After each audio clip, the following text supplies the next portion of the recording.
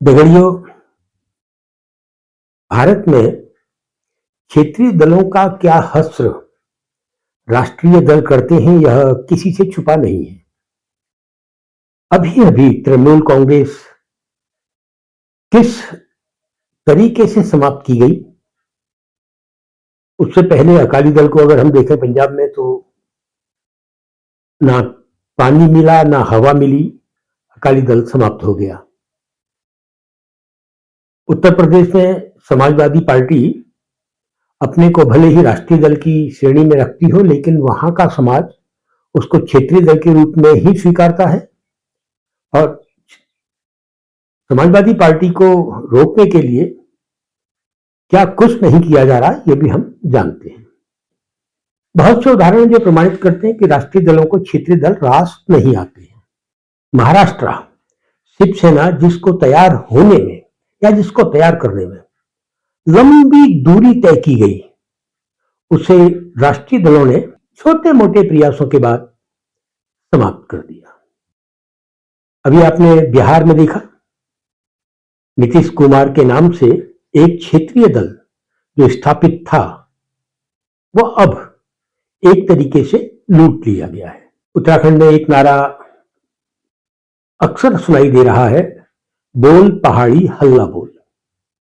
अच्छा, ये नारा ऋषिकेश में सुनाई देता है, देहरादून में सुनाई देता है, जहां पहाड़ी लोग रहते तो हैं लेकिन पहाड़ नहीं है।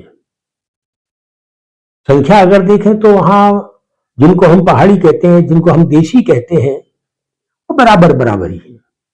ऐसे स्थानों पर बोल पहाड़ी हल्ला बोल करके आप एक दो वार्ड में, एक आध नगर निकाय में, निगर निगम में अपने आप को प्रभावित तो बना सकते हैं, लेकिन आप पर्वतीय क्षेत्र की क्षेत्रीय पार्टी नहीं बन सकते।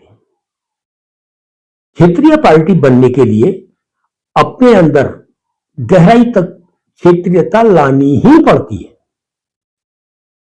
उत्तराखंड राज्य आंदोलन क्षेत्रीय आंदोलन था।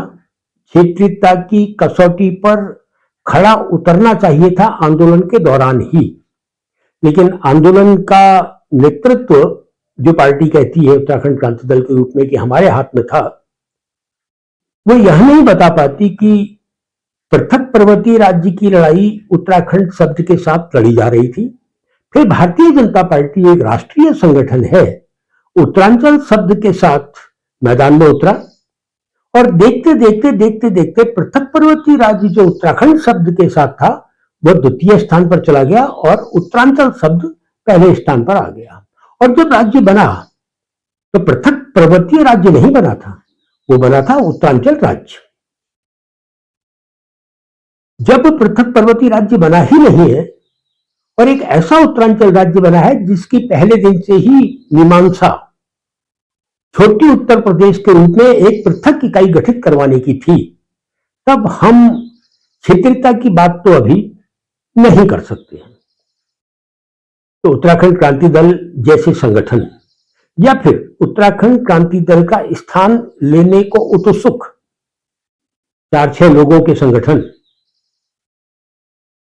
यदि वास्तव में एक क्षेत्रीय दल के रूप में सामने आना चाहते हैं, तो सबसे पहले तो उन सबको सामूहिक रूप से, संयुक्त रूप से, संगठनात्मक तरीके से पृथक पर्वतीय राज्य निर्माण की लड़ाई को फिर से शुरू करना ही होगा। और कहा जाता है कि गैरसैंण में राजधानी क्यों नहीं आ रही? जब हमको पृथक पर्वतीय राज्य मिला ही नहीं है, तो राज्य देने वाले हमको गैरसैंण में राजधानी क्यों देंगे? हमें तो उत्तरांचल के नाम से छोटी उत्तर प्रदेश दिया गया था और छोटी उत्तर प्रदेश की राजधानी देहरादून में उनको सुहाती है, उनको पसंद आती है, उन्होंने बनाकर बैठे हुए हैं। कौन है बनाने वाले और सुहाने वाले? भारतीय जनता पार्टी और कांग्रेस के लोग। वरना उत्तराखंड में कांग्रेस की भी सरकार रही है और भारतीय जनता पार्टी की भी सरकार रही है और वर्तमान में भी है।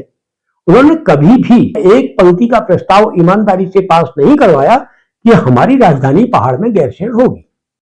दगड़ियों, उत्तराखंड पर्वतीय राज्य की जो लड़ाई शुरू हुई थी, वो सिर्फ एक छोटी इकाई की लड़ाई नहीं थी।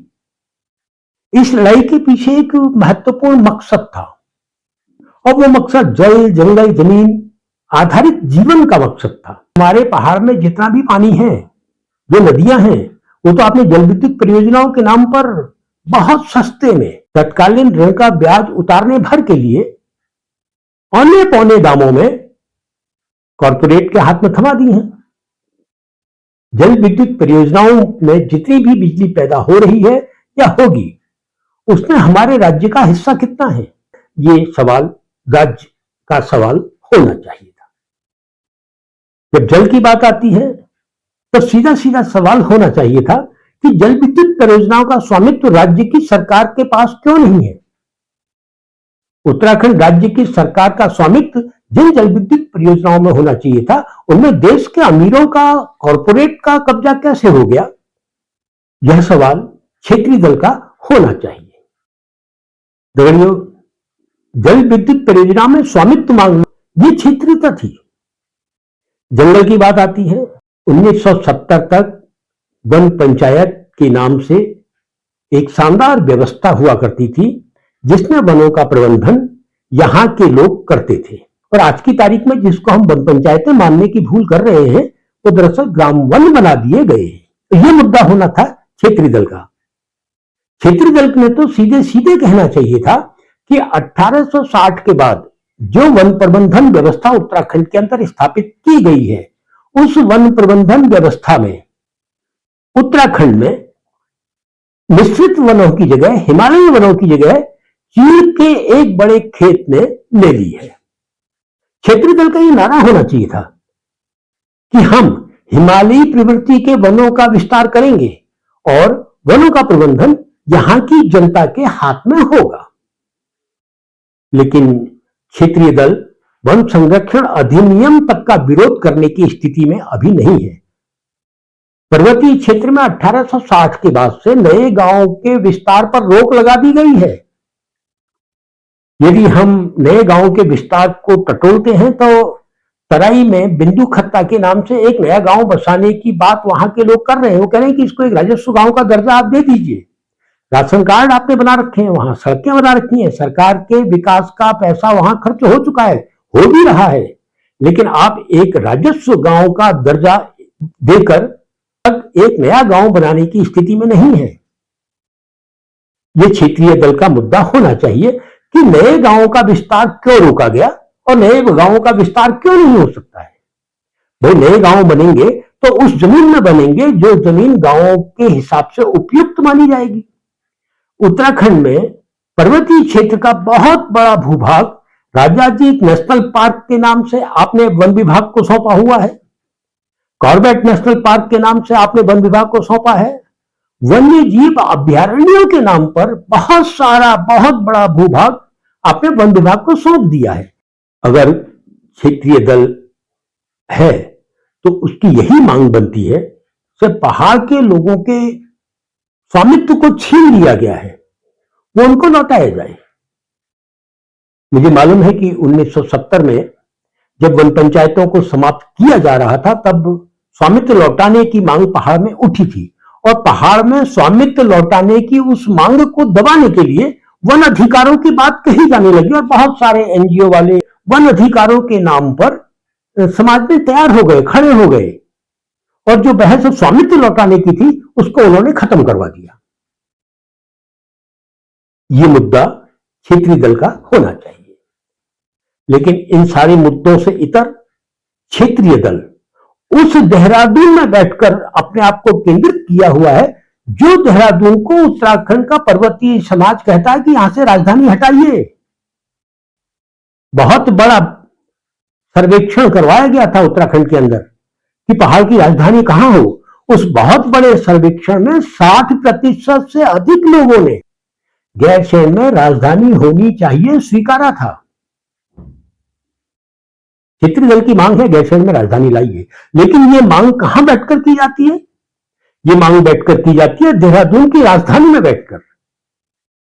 कई बार हम देखते हैं कि 1-2 दिन के लिए ही सही जब गैरसैंण में सत्र आता है तो यही लोग बहुत सारे, बहुत बड़े बड़े आंदोलन लेकर गैरसैंण में सत्र को प्रभावित करने की कोशिश करते हैं, लेकिन जब देहरादून में ये सत्र चलते हैं तब एक भी क्षेत्रीय संगठन देहरादून के सत्र को प्रभावित करने के लिए भीड़ के रूप में वहां नहीं पहुंचता है, वहां पुलिस से नहीं टकराता है, वहां बैरिकेडिंग नहीं तोड़ता है।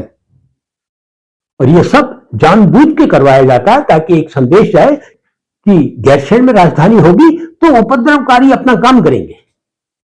ये एक सोची समझी राजनीति के तहत होता है। क्षेत्रीय दल भू कानून की मांग करना क्यों छोड़ चुका है? उत्तराखंड क्रांति दल राज्य आंदोलन के दौरान कह चुका है कि भारतीय संविधान की धारा 371 की तर्ज पर हम पर्वतीय क्षेत्र में भू कानून बनाएंगे। लेकिन आज का उत्तराखंड क्रांति दल भू कानून की लड़ाई से भागता हुआ नजर क्यों आ रहा है? यह सवाल पर्वतीय क्षेत्र में पूछा जा रहा है, जिसका जवाब देने वाले लोग नहीं हैं। देहरादून में हल्ला गुल्ला करने से अगर किसी को लगता है कि वो क्षेत्रीय दल का काम कर रहा है, दरअसल वो क्षेत्रीय दल का काम नहीं कर रहा, वो क्षेत्रीय दल को समाप्त करने की कोशिश कर रहा है। पर्वतीय क्षेत्र के लोग क्षेत्रीय दल को खड़ा करने को उत्सुक हैं, लेकिन वे उसे ही क्षेत्रीय दल मानेंगे जो क्षेत्रीय दल स्वतंत्रता संग्राम के आंदोलन से राज्य आंदोलन तक जल जंगल जमीन आधारित जीवन पद्धति के जो मुद्दे थे उनको अगर उठाता है तो उस क्षेत्रीय दल को पर्वतीय क्षेत्र हाथों हाथ लेगा। लेकिन जब तक आप एक छोटी उत्तर प्रदेश के रूप में मौजूद हैं, तब तक पर्वतीय क्षेत्र के लोग आप पर विश्वास क्यों करेंगे? पर्वतीय क्षेत्र तो जानता है 3 जनपदों में विधायकों की जो संख्या है वह शेष 9 जनपदों की विधायकों की संख्या को छीन कर देती है, क्योंकि सरकार बनाने के लिए आपको जितने विधायक चाहिए उतने से 1-2 कम उन 3 जनपदों में मौजूद है।